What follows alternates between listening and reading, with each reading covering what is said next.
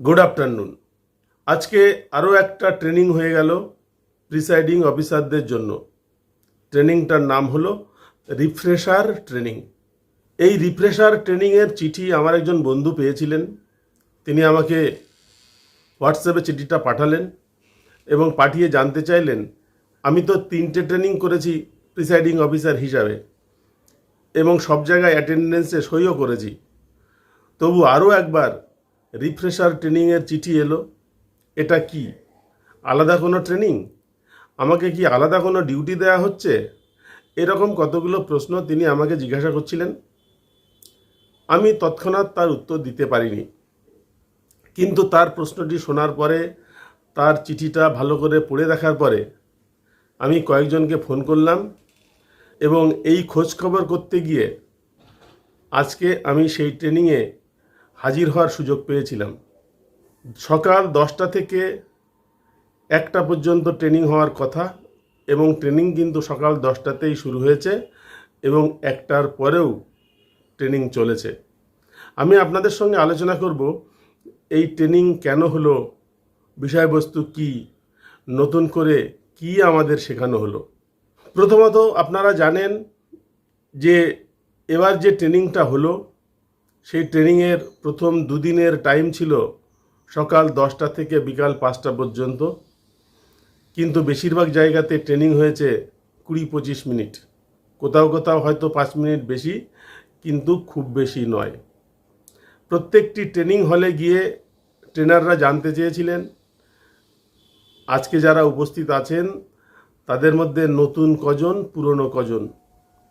আমি যে রুমে ছিলাম সেই রুমে সবাই হাত তুললেন যে সবাই পুরাতন, নতুন কেউ নয়।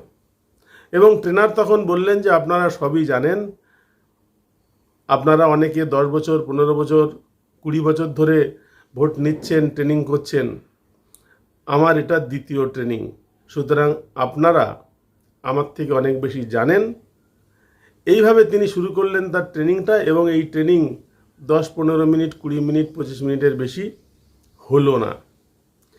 এই খবরটা অবজারভারের কাছে পৌঁছে গেল, নির্বাচন কমিশনারের কাছে পৌঁছে গেল এবং কোনো কোনো ক্ষেত্রে অবজারভার এই ঘটনাটি শোনার পরে তিনি প্রিসাইডিং অফিসারদের জন্য আরও একটি ফুল ডে ট্রেনিংয়ের আয়োজন করলেন। কারণ সেই সমস্ত ট্রেনিং সেন্টারগুলোতে অনেকে নতুন নিয়োগপত্র পাওয়া অফিসাররা ছিলেন, পোলিং অফিসার, যারা ট্রেনিংটা ভালো করে নিতে পারেননি এবং তারা নির্বাচন কমিশনে মেল করলেন যে আমরা ট্রেনিং থেকে বিশেষ কিছু শিখতে পারিনি এবং সেই কারণেই আজকের এই রিফ্রেশার ট্রেনিং। এর সঙ্গে সঙ্গেই একটা প্রশ্ন চলে আসবে যে আমরা তো বিভিন্ন জায়গায় দেখতে পাই বিভিন্ন ডিসিতে যে ট্রেনিংগুলো হচ্ছে, সেই ট্রেনিংগুলোতে যে সমস্ত পোলিং অফিসাররা ট্রেনিং নিয়েছেন, ডিউটি করেছেন, তারা এক এক জায়গায় এক এক রকম রেমুনারেশন পেয়েছেন। আজকে বুঝলাম যে রেমুনারেশনের এই যে ডিফারেন্স, তার একটা সঙ্গত কারণ হলো এটা। যারা 3টে ট্রেনিং করেছেন তারা একরকম রেমুনারেশন পেয়েছেন, যারা 2টো ট্রেনিং করেছেন তারা একরকম রেমুনারেশন পেয়েছেন, আর যারা 4টে ট্রেনিং করেছেন তাদের রেমুনারেশন কিন্তু অন্যান্য জনের রেমুনারেশন থেকে কিছু বেশি হলেও হবে। এবং আজকে যে ট্রেনিংটা হলো তাতে কিন্তু একটা টিফিনও দেয়া হয়েছে। তাহলে একটা প্রশ্ন আমার মনের মধ্যে ঘুরছিল যে এক এক জায়গায় এক এক রকমের রেমুনারেশন কেন দেয়া হচ্ছে, তার একটা সঙ্গত উত্তর আমি পেলাম। এছাড়া আরও কোনো ডিসক্রিপেন্সির কারণ থাকতে পারে, অনেকে জানেন।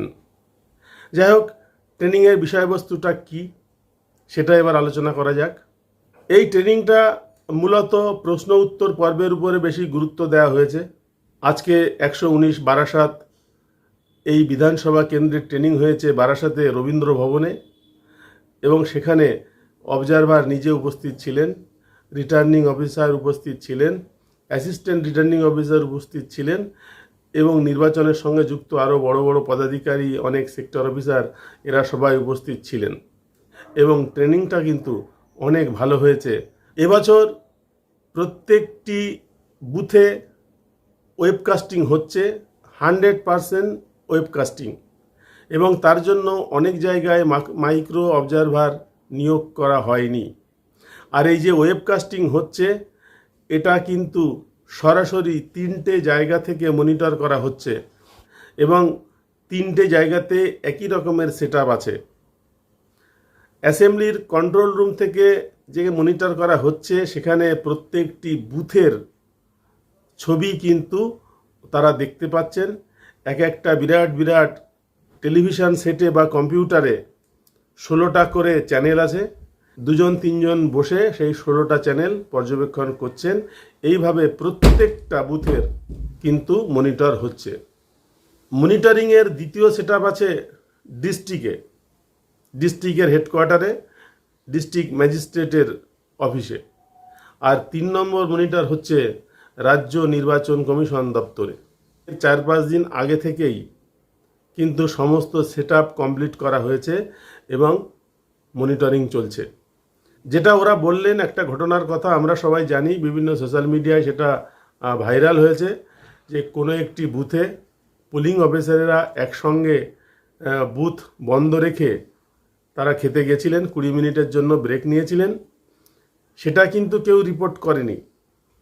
সেটা কিন্তু এই 3টে জায়গায় ধরা পড়েছে যে এই মুহূর্তে পোলিং বুথে কেউ নেই। সিসি ক্যামেরায় দেখে তারা তদন্ত করেছেন এবং দুর্ভাগ্যবশত কয়েকজন পোলিং অফিসারকে সাসপেন্ড করেছেন। টিফিনের জন্য আলাদা সময় দেওয়ার দরকার ছিল বলে অনেকে জানালেও এই প্রশ্নের উত্তর কিন্তু কেউ দেননি। ট্রেনিংয়ে বলে দেওয়া হলো প্রিসাইডিং অফিসারকে বা তার টিমকে যে বুথে পৌঁছে গিয়ে তারা দেখবেন ওয়েবকাস্টিং ক্যামেরা সচল আছে কিনা। কিভাবে বুঝবেন প্রিসাইডিং অফিসারেরা যে ক্যামেরা ঠিকভাবে কাজ করছে? তাদের সামনে তো মনিটর নেই। তার উত্তর তারা দিলেন, মিনিমাম প্রত্যেকটি বুথে 2টি করে ক্যামেরা আছে, একটা বুথের ভেতরে এবং আরেকটা বুথের বাইরে, কোনো কোনো জায়গায় তার থেকেও বেশি আছে। প্রত্যেকটি ক্যামেরার নিচে কোথাও একটা সবুজ লাইট সবসময় জ্বলে। যদি কোনো প্রিসাইডিং অফিসাররা দেখেন যে সেখানে সবুজ লাইট জ্বলছে না, লাল লাইট জ্বলেছে, অথবা কোনো লাইটই জ্বলছে না, তাহলে বুঝতে হবে এই মুহূর্তে ক্যামেরাটি অফ আছে এবং মনিটরের পর্দায় সেই জায়গাটা কালো হয়ে দেখা যাবে। তাহলে প্রিসাইডিং অফিসারের প্রথম কর্তব্য হলো, বা পোলিং পার্টির প্রথম কর্তব্য হলো, বুথে গিয়ে ক্যামেরাটা যে চলছে সেটা পর্যবেক্ষণ করা, এবং যদি দেখেন যে লাল লাইট জ্বলছে বা কোনো আলো জ্বলছে না, তাহলে সঙ্গে সঙ্গে সেক্টর অফিসারকে রিপোর্ট করা।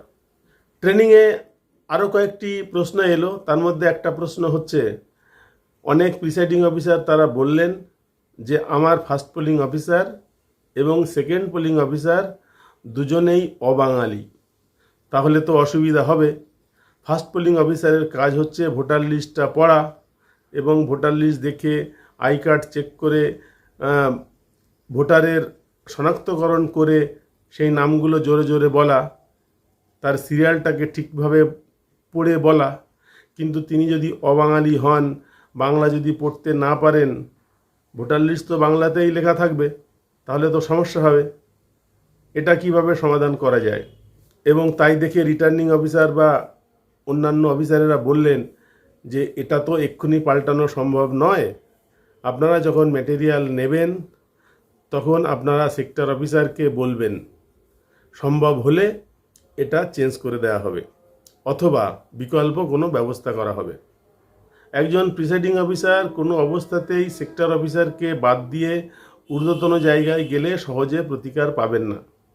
এই জন্য সেক্টর অফিসারদেরকে বলা হয়েছে তাদের 24 ঘন্টা মোবাইল ফোন অন রাখতে এবং কোনো কল এলে সেটা ধরতে।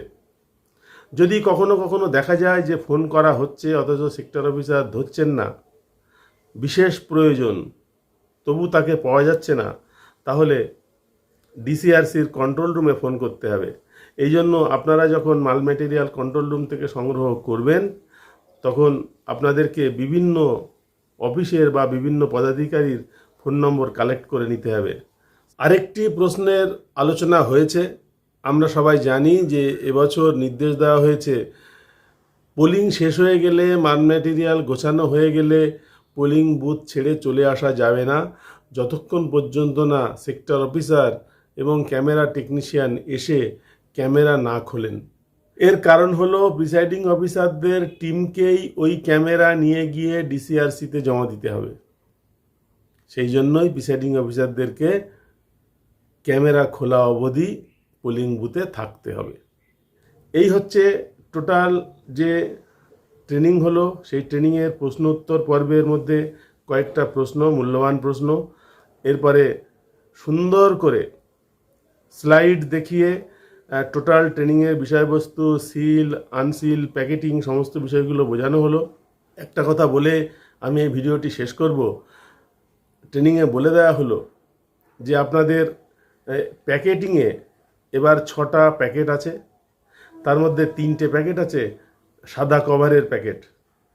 বেশি ফোকাস করবেন ওই সাদা প্যাকেটগুলিতে। গুরুত্বপূর্ণ সবকটি প্যাকেট, কিন্তু বেশি মনোযোগ দিতে হবে সাদা প্যাকেটগুলিতে। এবং 119 নম্বর বারাসাত এসির যা ব্যবস্থাপনা, সেই কন্ট্রোল রুমে বা সেই ডিসিআরসিতে ম্যাটেরিয়াল জমা দেওয়া নিয়ে ভোটকর্মীরা অনেক অসুবিধায় পড়েন। তার জন্য ওখানে এবার বড় বড় করে ফ্লেক্স টাঙানো থাকবে যে ডিসিআরসিতে কোন কোন কাগজপত্র কিভাবে জমা দিতে হবে, কোনটা হাতে হাতে দিতে হবে, কোনটা সিল হবে, কোনটা আনসিল হবে, সেগুলো ফ্লেক্সে টাঙানো থাকবে। ডিস্ট্রিবিউশনের সময় আপনারা সেটা ফটো তুলে নেবেন বা নোট করে নেবেন। এছাড়া আপনাদের কাছে আলাদাভাবে তার তালিকাও দিয়ে দেওয়া হবে। এই হচ্ছে আজকের রিফ্রেশার ট্রেনিংয়ের সংক্ষিপ্ত একটা বিবরণ। আজকের ভিডিও এখানেই শেষ করছি। পরবর্তী ভিডিওতে অন্য কোনো আপডেট নিয়ে হাজির হব। এই ভিডিও দেখার জন্য সকলকে ধন্যবাদ। নমস্কার।